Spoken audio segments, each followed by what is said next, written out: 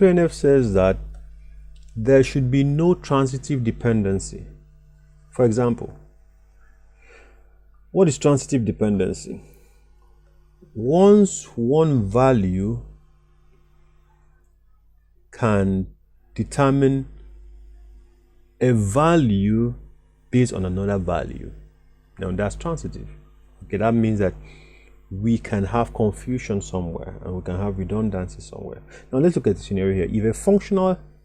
If A functionally determines B and B functionally determines C, therefore A functionally determines C, right? So let's look at that here in this table. Destination table has transitive dependency.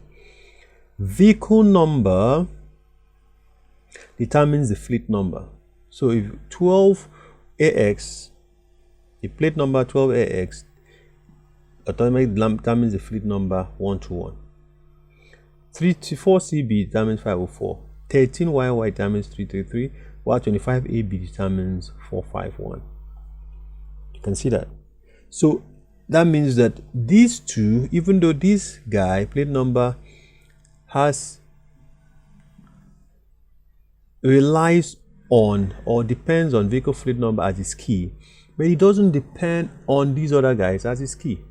So we can have them pulled out, because which means there's always going to be a redundancy here. Anytime there's 121, there's going to be 12AX. Now let's go back to the major table and you see where such things are happening.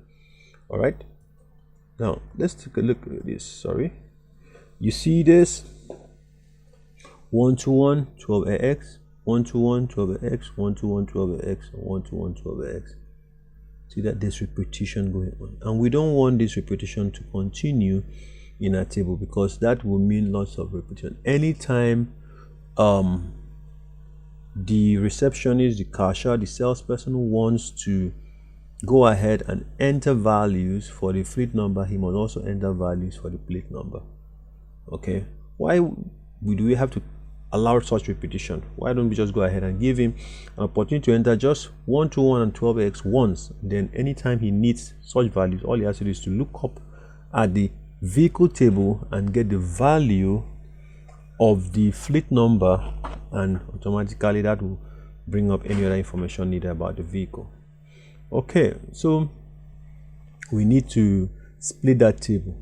So the vehicle plate number determines from, to, and price. Okay, so we have here that the vehicle plate number determines the fleet number, the plate number determines the fleet number, and the fleet number determines the from, to, and price. All right, in this very information here, fleet number, from, to, and price. We also have an issue here where the fleet number determines from, to, and price. Okay, and that, even if you look at this, it now creates some problems, because definitely it doesn't belong there. So what we need to do is to split the destination table. So we split the table into destinations and vehicle tables. Okay, we split into destinations and vehicle numbers tables. Now destination vehicle table look like this. Remember, we had 1, 2, 3. These three, we will split it, and we have destinations. So we have from, to, price paid. You can see Abuja to Lagos 10,000, Abuja to Calabar 15,000, Abuja to U 12,500. This leaves everything about destination here, and there's no more transitive dependency here. All right, then we have vehicles also having their own issue, where we have 121, 12X, 504, 333. So we have 4 unique vehicles here, and the vehicles are very well on their own. Now you can find out this table had 4 columns. There were repetitions here about Abuja, Calabar, but now that is not done here, because we are only talking about destinations. Okay, so if we combine these two, we have a one-to-many relationship here, which a many-to-many relationship here, and most times we try to avoid many-to-many complications. Okay, that's one of the rules in database development. So we have had this destination table where we said that from and to are the primary key of this table right now. These two are the primary key of this table, and this is the primary key of this table. Okay, so these two, from and to, are combined to form a composite key. combined key.